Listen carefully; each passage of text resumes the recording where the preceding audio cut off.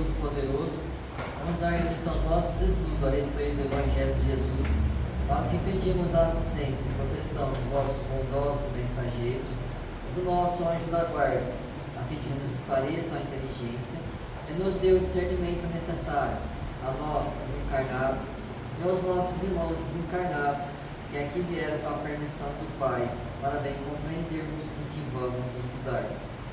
Rogamos a Jesus, o nosso mestre e guia, seja conosco e preside nossa reunião.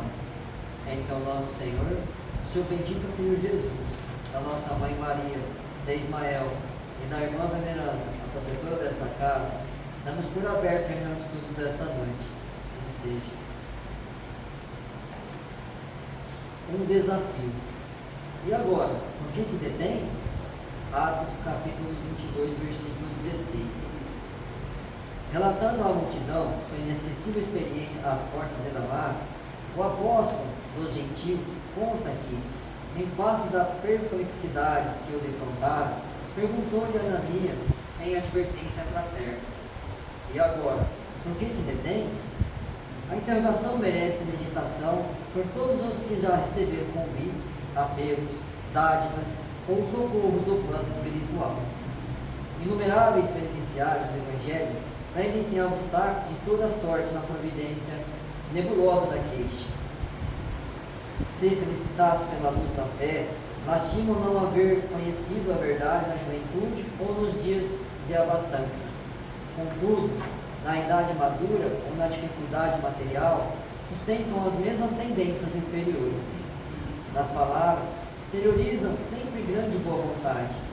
Entretanto, quando chamados ao serviço ativo, queixam-se imediatamente da falta de dinheiro, de saúde, de tempo, de forças. São operários contraditórios que, ao tempo do equilíbrio orgânico, exigem repouso e, na época da enfermidade corporal, alegam saudades do serviço. É indispensável combater essas expressões destrutivas da personalidade. Em qualquer posição e em qualquer tempo, estamos cercados pelas possibilidades de serviço como Salvador. E, para todos nós que recebemos as dádivas divinas, de mil modos diversos, foi pronunciado o sublime desafio: e agora, por que te detens?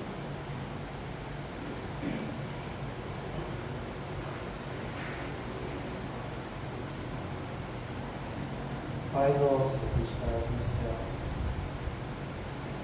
santificado seja o vosso nome, Senhor.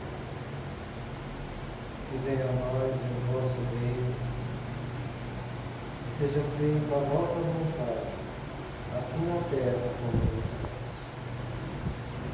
O pão nosso de cada dia nos dai hoje, Senhor. Perdoai as nossas ofensas, assim como nós perdoamos aos que nos têm ofendido. E não nos deixeis que entremos em tentações, e livrai-nos de todo o mal, porque seu é o reino, o poder e a glória para sempre. Amém. Espíritos esclarecidos e benevolentes, bondosos mensageiros de Deus, que tendes por missão assistir aos homens e conduzi-los pelo bom caminho, sustentai-nos nas provas desta vida. Dai-me força para suportá-las sem murmurar. Afastai de mim os maus pensamentos e fazei que eu não dê entrada no espírito que tentasse iludir-me e conduzir no caminho do mal. Esclarecei-me a consciência com relação aos meus defeitos e tirai-me de sobre os olhos o véu do orgulho, capaz de impedir-vos perceber e confessá-los a mim mesmo. A ti, sobretudo, bondoso anjo da guarda, que mais particularmente velais por mim, e a todos vós, espíritos protetores, socorridos e interessados, fazei que me torne digno da vossa proteção. Conheceis as minhas necessidades, para serem atendidas segundo a vontade de Deus. Que a paz que irradia do coração de Jesus e que abrange toda a terra possa ser assimilada por todos os corações aqui presentes, tanto encarnados quanto os desencarnados, para que Ele possa nos paz, possamos compreender as leis que regem o mundo espiritual e ter a sabedoria de praticá-las em nossa vida diária. Em nome do nosso Mestre amado Jesus, da irmã veneranda e sua equipe espiritual que nos assiste, bem como os nossos anjos da guarda, solicitamos que a água aqui exposta seja purificada em nosso benefício. Que assim seja. Damos graças a Deus.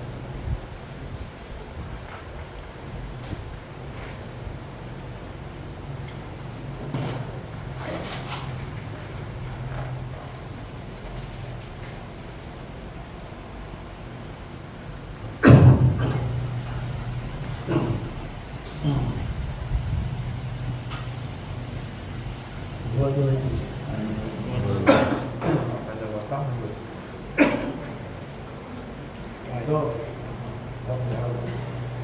Então a gente viu a semana passada essa diferença entre influir e interferir.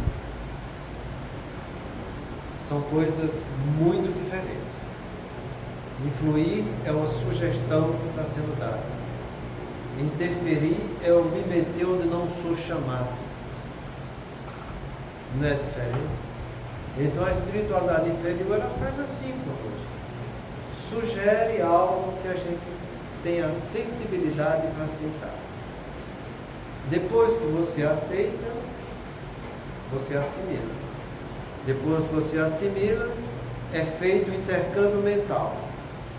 E depois que é feita essa conexão entre um e outro, ele começa a interferir em áreas que a gente não gostaria de ser interferido.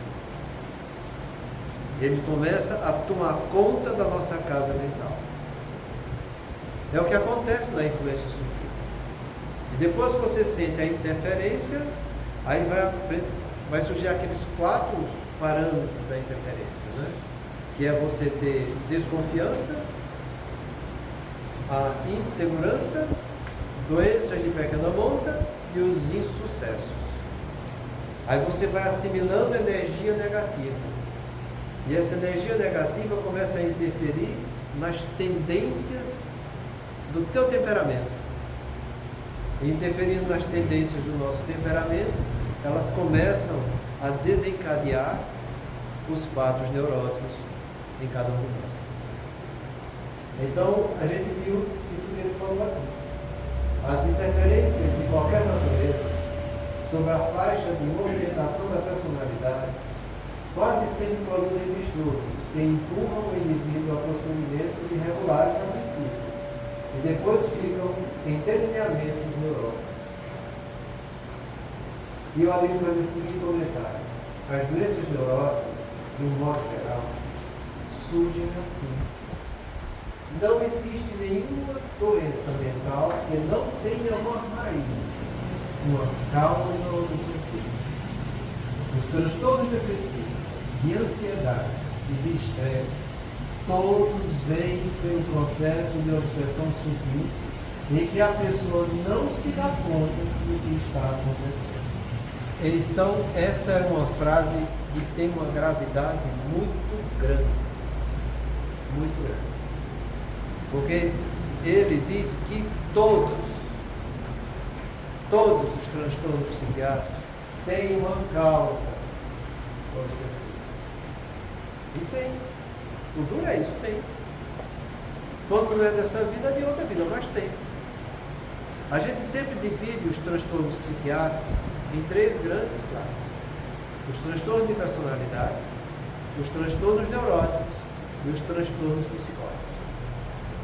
Os transtornos de personalidade são alterações que o nome já diz. A personalidade não está se sentindo adequada no meio em que ela está vivendo. Então você tem uma série de transtornos nesse sentido. E se a personalidade já é formada a encarnação já é praticamente a encarnação por si só. Ela tem como modelador biológico perispírito o nosso cérebro físico tem como modelador biológico o nosso cérebro, o corpo espiritual. Então, os transtornos de personalidade são coisas que a gente traz de vidas passadas, são traumas graves que a gente teve em vidas passadas, que a nossa personalidade se torna inadequada na maneira de se comportar, de sentir e de reagir ao meio ambiente. Então, se você for procurar, todos esses transtornos têm como causas agressões espirituais no mundo dos espíritos que estão sendo repassadas para cá. E aí a gente tem que entender que esses transtornos de personalidade, a causa básica, no momento, a obsessão, ela é secundária. Porque o que é primário é a auto-obsessão da personalidade. É muito importante a gente fazer essa diferença, sabe? Já nos quadros neuróticos, não. A grande maioria deles, a causa primária é a obsessão. E a causa secundária está na pessoa em si. Nos quadros psicóticos também é igual ao transtorno de personalidade. A obsessão, ela é sempre secundária. E primário é o transtorno mental que a pessoa está passando. Então, é muito importante para você saber aonde você vai agir para poder ajudar a pessoa. Porque é uma coisa impressionante. Quando a pessoa sente que tem uma perturbação espiritual, ou sente que tem alguma desagregação mental, alguma coisa psiquiátrica, um trauma psicológico, eles sempre chegam dando como objetivo principal do seu sofrimento a influência espiritual. E como eu já falei para vocês aqui, nessas 3 divisões da psiquiatria, 2 são primária. A causa primária está na pessoa em si, não está na influência. Dos transtornos neuróticos, aqueles que você não consegue encontrar a causa básica em um trauma da vida, que a gente diz causa localizada, elas nascem de causas difusas. E esses de causas difusas também são de problemas da pessoa que veio das encarnações e do mundo espiritual onde ela estava vivendo. Só aquelas que têm causa localizada nessa vida, entende? É que vem dos traumas que a pessoa passou e ela não se adequou ao trauma. Então, resumindo no frigir dos ovos, a grande maioria dos transtornos mentais tem como base a pessoa em si que está com o transtorno. E é essa pessoa em si que está com o transtorno é que deve ser o objeto de onde a gente deve começar a agir.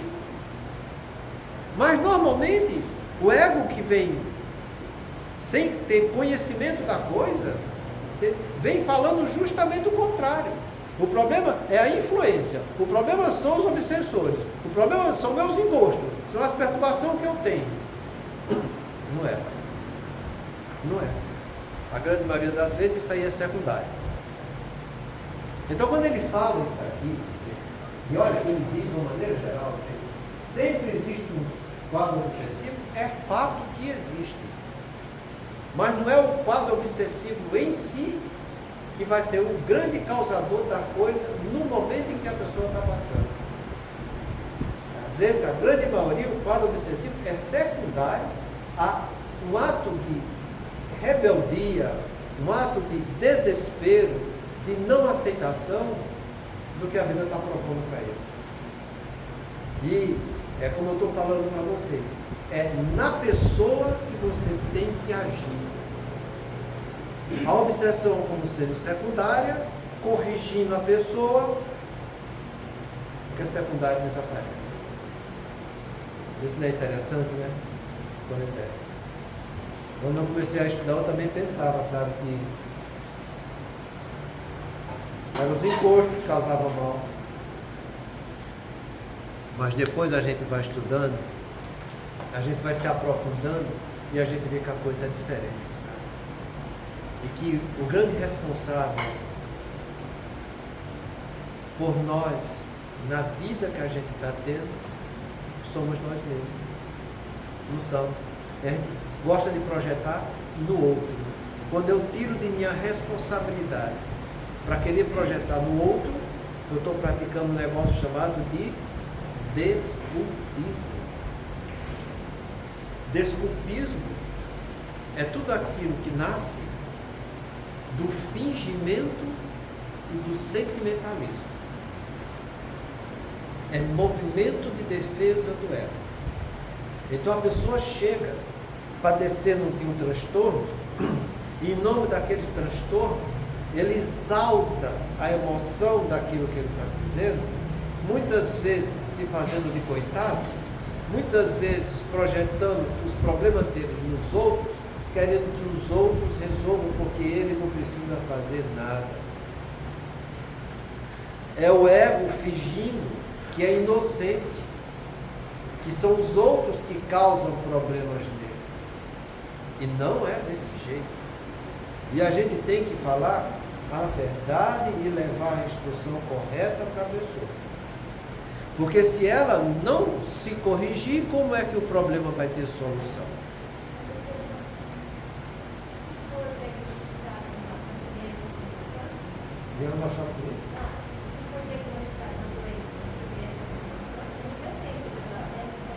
Doença, como você fala? Na segunda infância?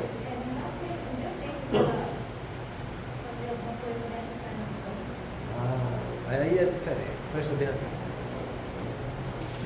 Essa mesma pergunta que a senhora fez, a gente pode remontar para as pessoas que têm retardo neuropsicomotor. Para os pacientes que padecem de transtorno mental assim, grave. Então, é como ela está dizendo aqui. A pessoa que tem um transtorno desse na infância não teve tempo de ter agido para ser corrigida da maneira correta. Não, mas não é bem assim. Deus é um Pai justo e bom. A gente viu que paternidade é uma atitude missionária. E que a paternidade, os pais têm o dever de colocar os filhos no caminho do bem. Nenhuma alma encarnada, endividada na infância, vai estar a parte do esclarecimento divino, porque isso é função da família. E se você for ver direitinho, a grande maioria das vezes foi a própria família que gerou o transtorno nessa alma que está encarnada nessa situação, em encarnações anteriores, levando ela à perdição. É dever da família orientar e aceitar os filhos como são, para que aceitando eles como são, possa levar algo de diferente e educativo para eles. Quando a gente fala que na educação infantil, os primeiros 6 anos é uma educação diretiva, é por isso, porque são os pais que vão direcionar os filhos. E os filhos, entenda, não só é aquele que está encarnado, não. Aqueles desencarnados que fazem parte da população também precisam ser direcionados. Então, o pai e a mãe, tendo a consciência espiritual disso, vai saber agir no filho e também agir na população que está em volta dos espíritos que o acompanham. A gente viu aqui a história do Licínio, por exemplo. Uma criança que tinha perturbação na infância. A gente vê a história do Chico que tinha também perturbação na infância. Tinha? De tudo que é jeito, aparecia espírito, tudo que é para atormentar. Tem o Divaldo falando a mesma coisa. Do mesmo jeito que aparecia coisas negativas para ele, apareciam as positivas. E olha, que eles escolheram seguir o caminho positivo. E olha que eles não tiveram um pai e uma mãe, teve que, como tinha o conhecimento da espiritualidade para levar esse conhecimento espiritual à altura deles. Mas não faltou assistência por causa disso. Então, as crianças que têm seus problemas também do cunho espiritual, seja na primeira infância, na segunda infância, seja na adolescência, até eles terem autonomia do seu livre-arbítrio, que se complementa em torno dos 21 anos, né? Os pais têm uma grande responsabilidade na educação dos filhos e da atmosfera espiritual que os acompanha. Então, se você for ver, que da justiça divina, ela é perfeita. Ela é perfeita.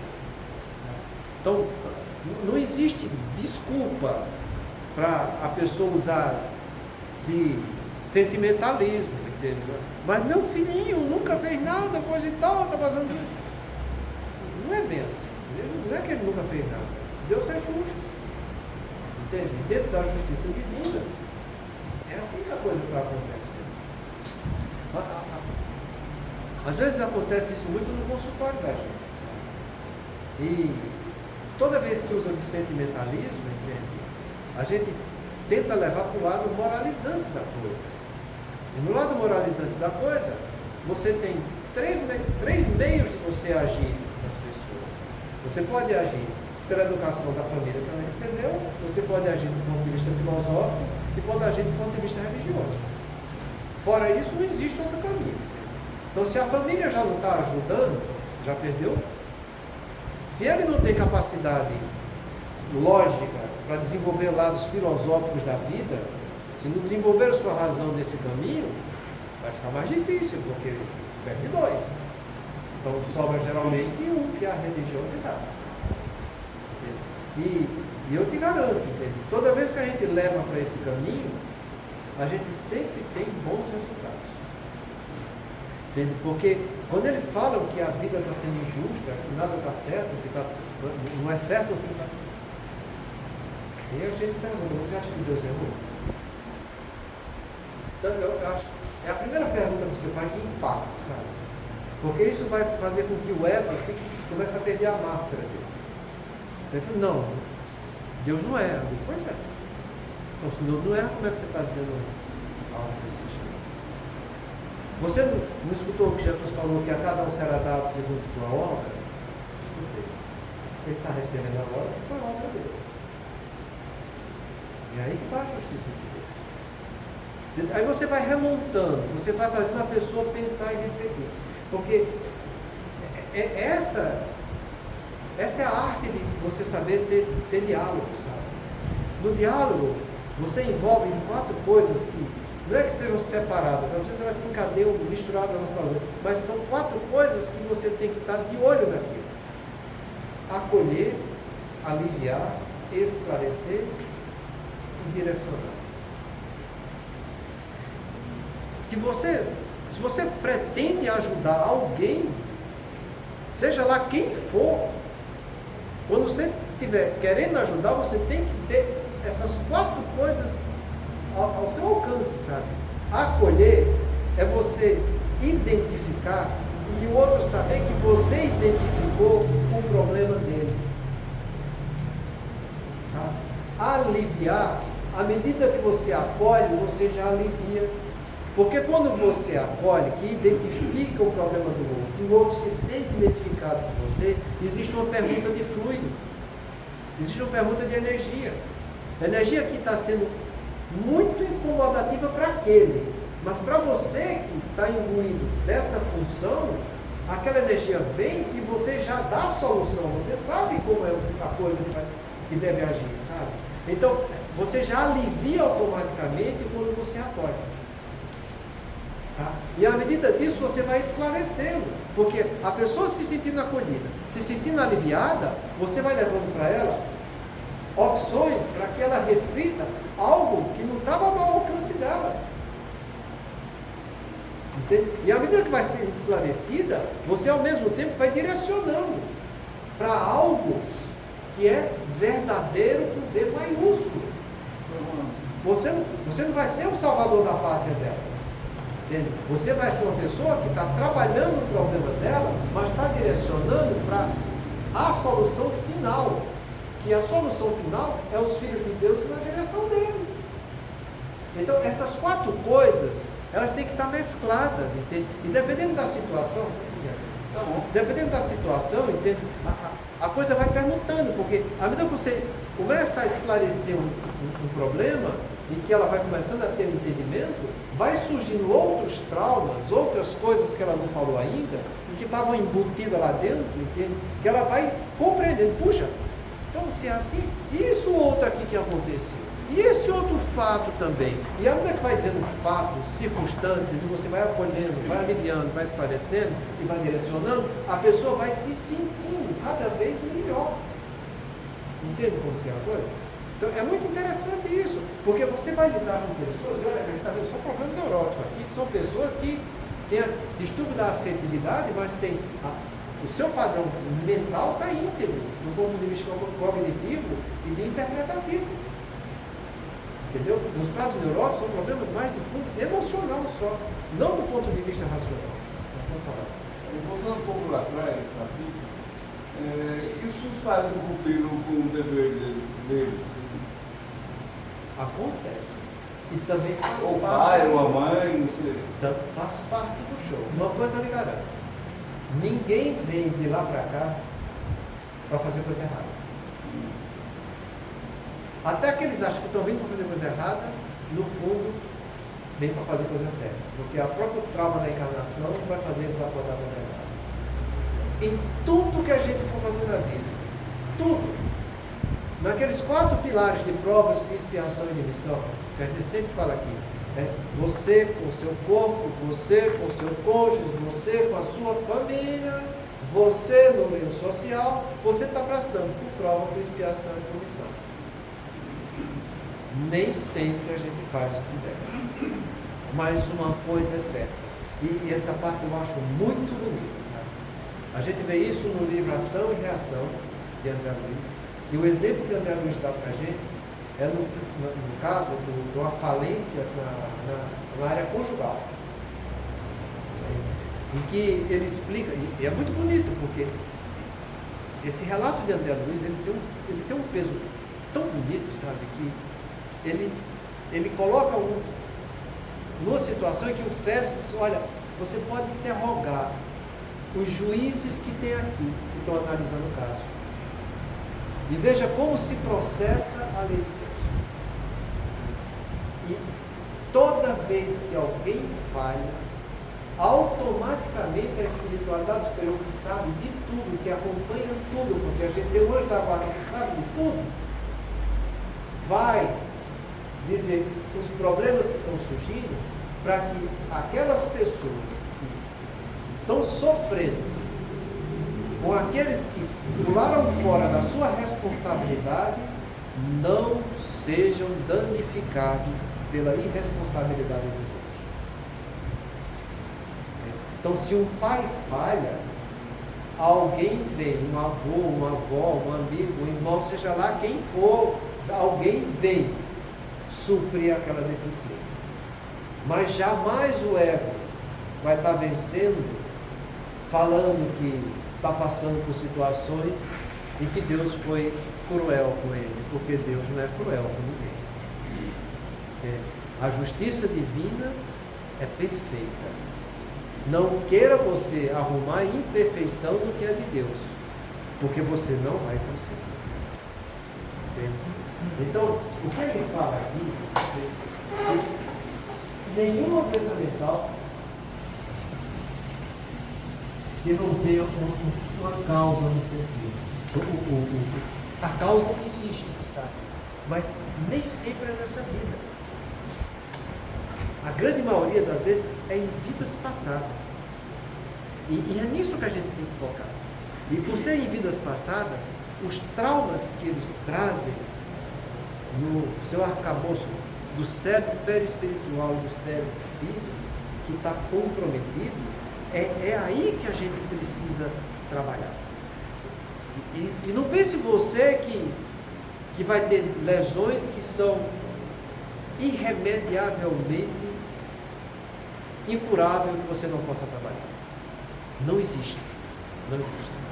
Eu sempre falo para vocês, e é dado documentação científica hoje em dia, os casos mais graves que a gente tem são os casos dos psicopatas assassinos. Porque a gente consegue hoje, com ressonância funcional, saber que existe a área integradora do caráter danificada. Eles não conseguem ter empatia. Eles não conseguem olhar no outro e sentir o que o outro sente. Aquilo é indiferente para ele. É a mesma coisa que estivesse olhando para uma parede. Pois é, essas pessoas que são doentes desse jeito, adultos, que foram presos, tem mais de 200 sendo tratados no Reino Unido, e todos eles estão sendo tratados, estão melhorando.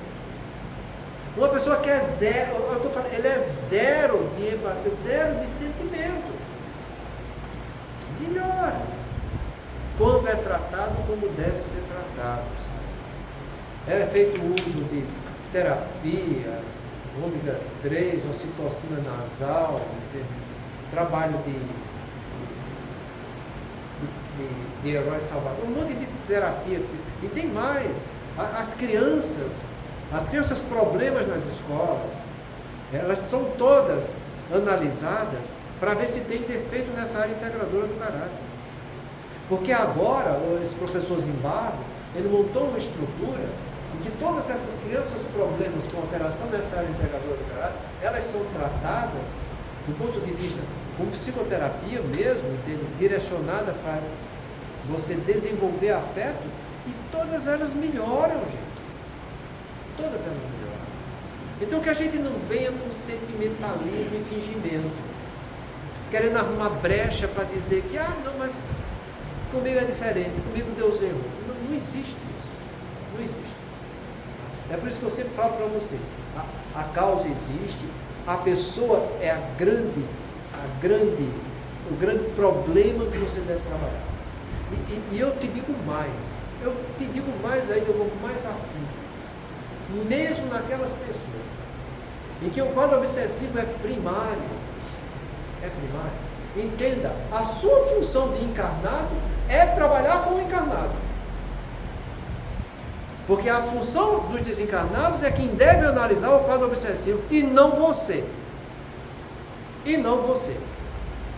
Então a nossa responsabilidade é entre nós aqui. É conosco que a gente tem que trabalhar.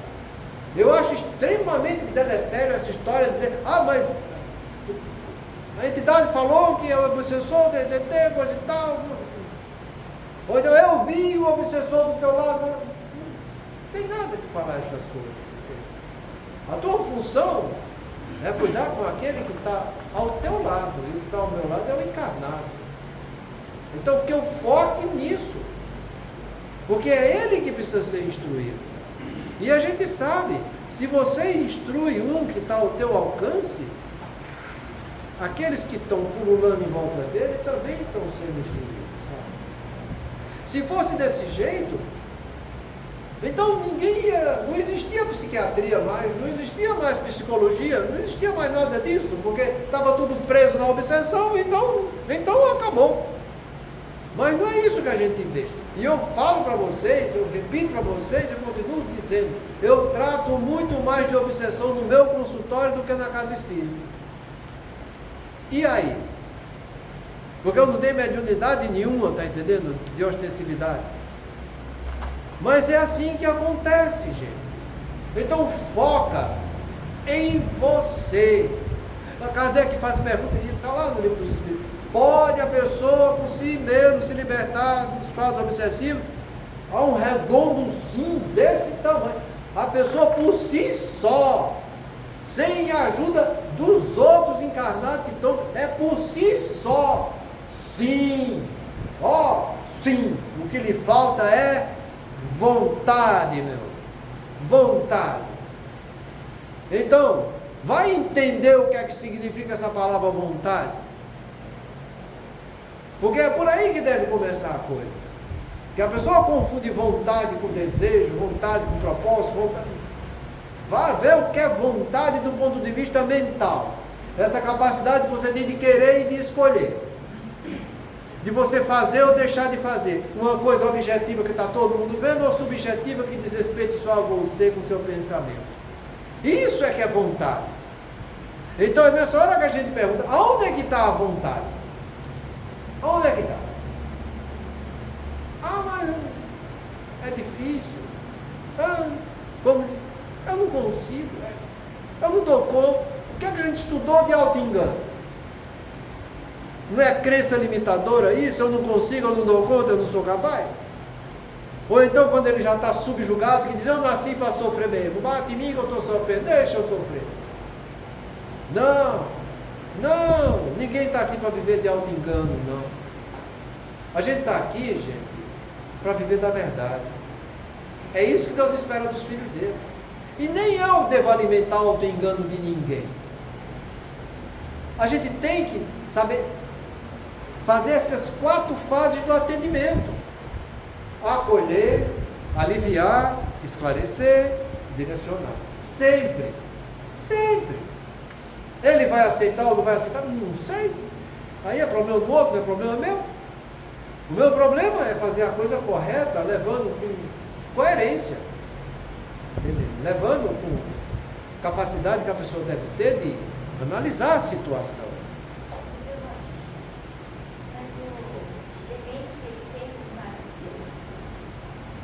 O demente, ele se comporta do mesmo jeito da criança, sendo que é um caso mais grave. Porque essa pergunta também está no livro dos Espíritos, sobre aqueles que padecem de idiotia e de demência, de cretinismo. No tempo de Kardec era essa palavra que usava. E ele é muito taxativo, né? Aquelas pessoas que passam por essa situação são pessoas que em encarnações anteriores foram extremamente orgulhosas, prepotentes, pessoas fúteis e pessoas que usaram a sua atividade mental para fazer coisa errada. Toda vez que você está vendo um demente, você pensa nessas 4 coisas. Eu vou só dar um exemplo de futilidade, já que a senhora tocou nesse assunto. Tem uma frase em neurociência que diz que a acomodação é a morte do neurônio. A acomodação é você ser inútil. Adriano perguntou aqui, se eu ler um livro eu estou evitando o Alzheimer? Não está. Você vai evitar o Alzheimer quando você aprende alguma coisa. E a aprendizagem é aquelas 4 fases que eu estou repetindo para vocês. Conhecimento informativo é a leitura. Mas tem a segunda, conhecimento reflexivo. Eu trazer a leitura edificante para mim. O que é que isso está sendo bom em mim? Não é que eu estou acrescentando coisa aqui. Para que eu, acrescentando, eu tenho a terceira fase, a concordância do conhecimento na minha intimidade. Para a partir daí, eu agir com consciência, fazendo algo novo. Isso sim previne Alzheimer. Resumindo, está com seus 60 anos, quer aprender alguma coisa, vai aprender a tocar violão. 10, vai aprender pintura, cantar, entende? Vai exercitar uma faculdade nova, vai fazer. Isso sim. A aprendizagem sim. Agora, quando você vê uma pessoa demente, entenda, analisa ela como é que ela foi. Olha para trás, vê como que é a coisa. Vê se ela não foi muito orgulhosa na vida, vê se ela não viveu de futilidades. Olha, esse negócio de futilidade é tão grave, que isso é trabalhos mundiais que eu não vou estar falando aqui. A Organização Mundial de Saúde adverte há anos. Há anos. Não é a América do Sul. Não é. É o Brasil. É de todos os países o que mais vai ter aumento dessas doenças neurodegenerativas. Por quê? Porque é preguiçoso. Não lê. Não gosta de aprender. Quer viver, de braço assim, e os outros fazendo, dando comida na boca dele. Não gosta de trabalhar. É nesse meio que a gente vive. E a gente tem que ser conivente com isso? jeito nenhum. Entende? Então que a gente traga essas informações para que a pessoa, tendo conhecimento disso, se sinta tocada em fazer alguma coisa de útil para ela e para os outros que estão em volta dela. Ninguém vai passar por um quadro demencial, entende, sem ter essa situação constrangedora para o seu espírito. No livro Céu e o Inferno, eu acho que umas 4 mensagens antes do final, tem a comunicação de uma entidade que padece de transtorno mental, de um retardo mental. E a situação é a mesma. Sem um retardo mental, a pessoa já nasce e vai com ela até o fim. No caso demencial, não, né? Tem uma chance. A vida dá uma chance, ó, meu, faz alguma coisa diferente aí, porque senão eu vou te pegar lá na frente. O nego não faz, né? Continua sendo orgulhoso, continua sendo inútil, continua só pensando em coisa ruim, tá entendendo? Então o negócio pega. E pega. Entende? Porque penetrante hoje em dia a doença de Alzheimer é no máximo 10%, e a tendência é estar caindo, sabe? Porque cada vez mais se descobrem coisas que é a maneira que a pessoa viveu e vive que vai fazer a doença surgir. Olha que coisa. Entende? Então, lá ele dá um relato, e o Espírito Protetor dá a comunicação para Kardec. E ele fala de todos os quadros expiatórios. O que eu vejo que é mais doloroso é o quadro do comprometimento na pessoa exercitar a sua atividade mental. Porque o espírito desse ser criado por Deus, eu não estou falando do perispírito, estou falando do espírito em si, desse ser, é o tempo todo lúcido. O tempo inteiro ele quer falar normal, pensar normal, exercitar o corpo normal e não consegue nada disso. Tem um livro do Kardec, do Chico, chamado Vozes do Grande Além. Eu já trouxe isso para vocês também. Que é um relato de um paciente com esquizofrenia. Aquele relato é de uma beleza e de uma profundidade imensa. Em que ele fala que ele em si, ele queria falar coisas bonitas, mas no lugar de sair uma coisa bonita, só saía agressão, coisa degradante, palavrão. Ele queria fazer um carinho, mas quando ia fazer, só dava tapa nos outros, puxava briga, derrubava, quebrava. Imagina o que é isso. Imagina você em si, porque você está aí bonitinho, você acha que você é sempre desse jeito, fala o que quer, pensa o que quer, entende? Não, coloca na situação dessa criatura. Então, são essas coisas que a gente precisa entender. É por isso que eu falo para você, a gente tem que focar no encarnado. O que é de Deus, o que é do mundo espiritual, respeita, porque tu não conhece nada do mundo espiritual. Tu não está vendo nada. Deixa eu me lembrar qual é o relato. Eu acho que é do livro de André Luiz. Ele fala que dos melhores videntes que existem, nenhum chega a enxergar no máximo 20% do que é o mundo espiritual. Dos melhores. Então, isso que você vê, não dá quase nada. Então, se você não vê quase nada, como é que você vai dar palpite do que você não conhece? Não dá um palpite. Cara. Então, deixa o que é do mundo espiritual para que os espíritos cuidem. Faz tua parte aqui. Ajuda o outro a fazer por merecer alguma coisa de novo e de bom. Porque é como Jesus falou, a cada um será dado segundo sua obra. Então aquele desgraçado que está sofrendo, ele precisa acordar para fazer algo melhor dele, senão não vai acontecer. Porque sou eu que sou o construtor de mim mesmo. Cada um é construtor de si mesmo aí. Ninguém é dono de ninguém. A única coisa que está no meu controle sou eu. Eu comigo. O que é do outro, depende do controle do outro, não depende do meu controle. Então, no máximo que a gente vai fazer é ajudar, colaborar, do jeito que eu estou te falando, acolher, aliviar, esclarecer, direcionar. Sem isso você não está fazendo a coisa correta, sabe? Então, se você está acolhendo, está aliviando, esclarece, a pessoa não quer, fazer o quê? Vai fazer o quê? Vai mandar na vontade do outro? Não vai. Impossível isso. Então, isso aqui é grave quando ele fala. A causa, sempre tem uma causa obsessiva. Entende? Mas cuida da parte que te compete. E deixa aquilo que não te compete para aqueles que têm competência para isso. Entenda que para cada pessoa que está sofrendo, seja ela quem for, você acha que o anjo da guarda dela não orientou? Você acha que os espíritos familiares também não esqueceram dela? Não. Orientaram exaustivamente. E daquelas 3 maneiras que a gente sabe que eles orientam. Através de pensamentos intuitivos, mostrando o caminho do bem.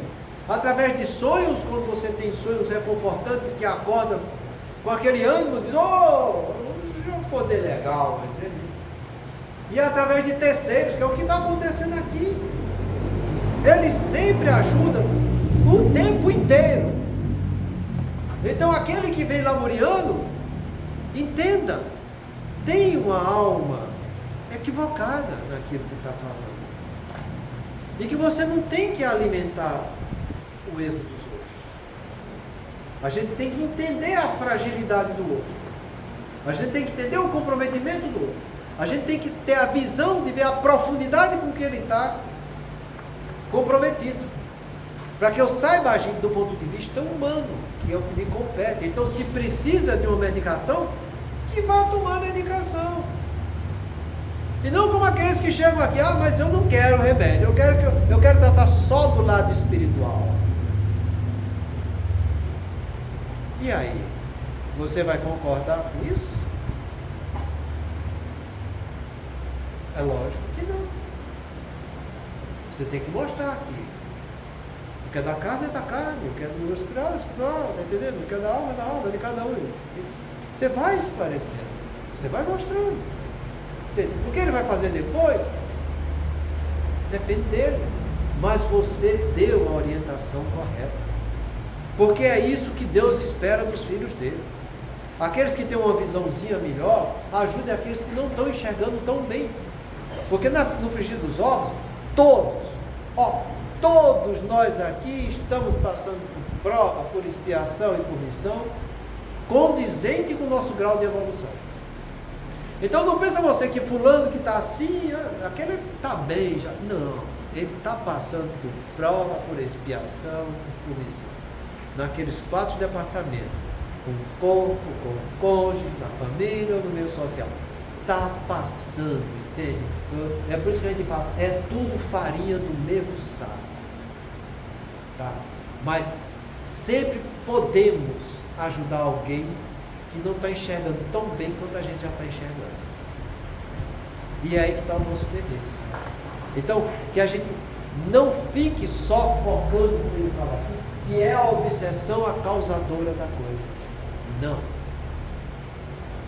A pessoa por si só pode se libertar da obsessão desde que tenha vontade. Então, o que é que eu tenho que fazer? O nego não está conseguindo? Trabalhe a vontade dele. Aí você diz, mas como é que pode trabalhar a vontade do outro se a vontade é do outro? Pode. Por que eu falo para vocês daquelas 2 perguntas para despertar a vontade? Faz isso contigo e faz isso com o outro. Ensina o outro a fazer também. O que é que realmente eu devo fazer nessa circunstância que eu estou passando? Chama pelo dever. Qual o dever que me cabe?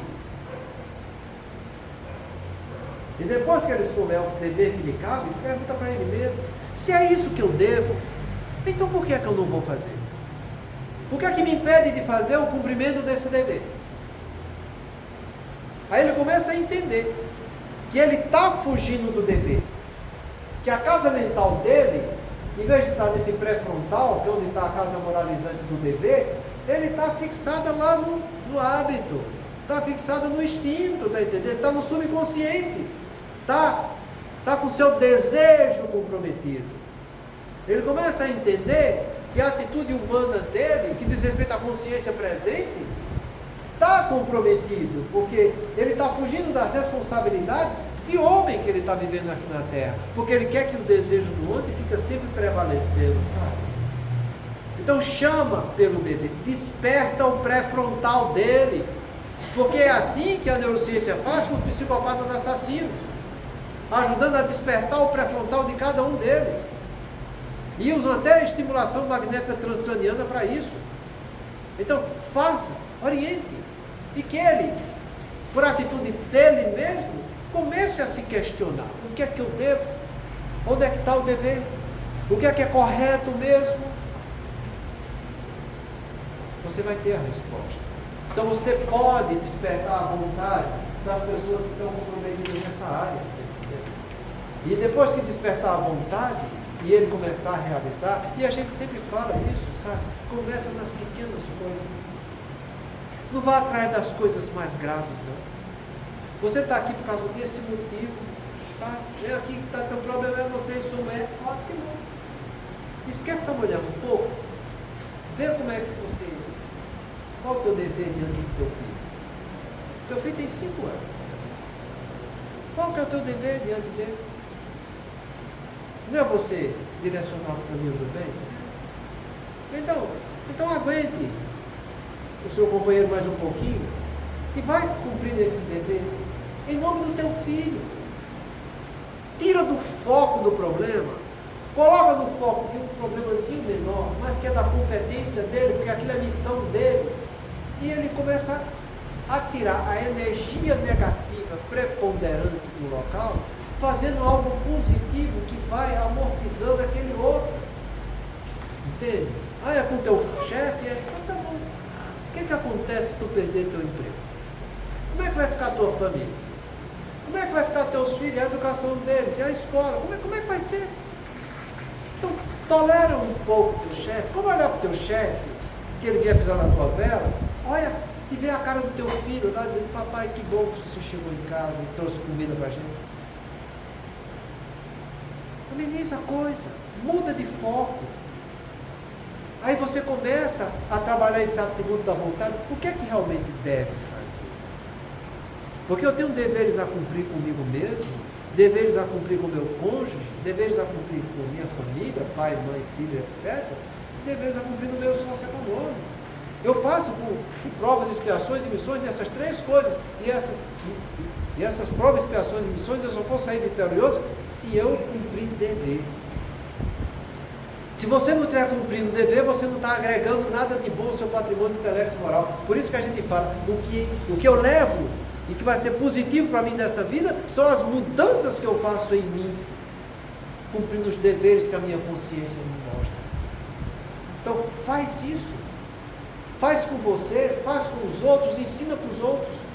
Porque aqui você começa a vencer todas essas causas aqui, essas causas neurológicas, seja depressão, seja ansiedade, seja estresse, não interessa. Não interessa qual seja. Entende? Você vence todas elas. Entende? Então, é por isso que ele fala aqui, é um processo de obsessão sutil em que a pessoa não se dá conta do que está acontecendo. Então, qual é o dever meu?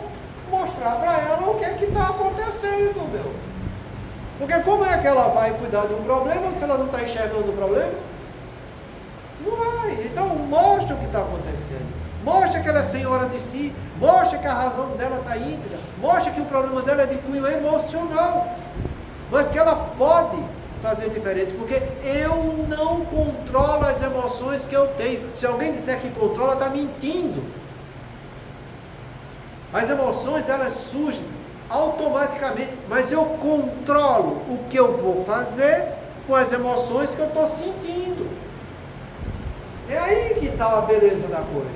Então vai vir coisas emocionais ruins, cada obsessivo é desse jeito, vai vir depressão, vai vir estresse, vai vir ansiedade, chegou.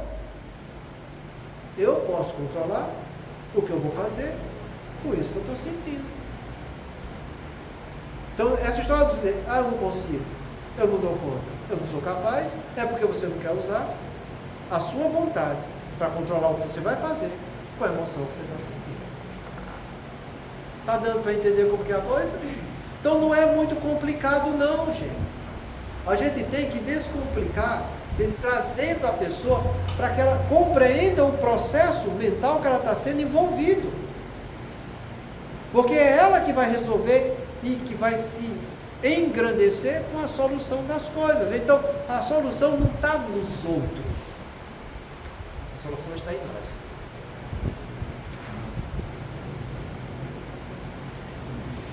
Deu para entender que a solução está em nós? Chegou a nossa hora. Semana que vem a gente continua. Muita paz.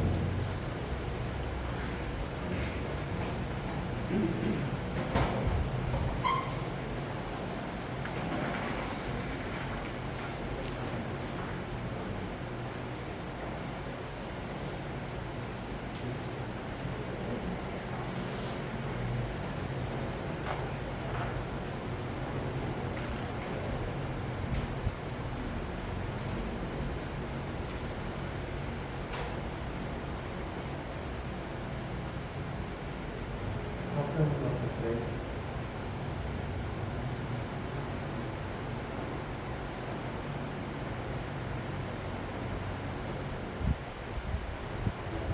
Para nós mesmos, para todos aqueles que convivemos e para a humanidade como um todo. Deus nosso Pai, que tens poder e bondade, dai força àquele que passa pela provação, dai luz àquele que procura a verdade. Ponto no coração do homem a compaixão e a caridade. Deus, dai ao viajor a estrela guia, ao aflito a consolação, ao doente repouso. Pai, dai ao culpado o arrependimento, ao espírito a verdade, à criança o guia, ao órfão. Senhor, que a vossa bondade se estenda sobre tudo que criaste. Piedade, Senhor, para aquele que vos não conhece. Esperança para aquele que sofre. Que a vossa bondade permita aos Espíritos Consoladores derramarem por toda parte a paz, a esperança e a fé. Deus, o Pai, uma faísca do vosso amor pode abraçar a terra. Deixai-nos beber nas fontes desta bondade fecunda e infinita, e todas as lágrimas secarão, todas as dores apalpaciam, e um só coração, um só pensamento subirá até vós como um livro de reconhecimento. Como Moisés sobre a montanha, nós vos esperamos com os braços abertos, ao poder, à bondade, à beleza, à perfeição. Não queremos de algum modo alcançar a vossa misericórdia. Deus, dai-nos a força de ajudar o progresso da fim de subirmos até nós. Dai-nos a caridade pura, dai-nos a fé e a razão. Dai-nos a simplicidade para as nossas almas, no espelho onde se refletirá a vossa vida. O tempo não para. Se agora encontras o teu ontem, não ouvides que a tua ação de hoje será a luz ou a treva do teu amor.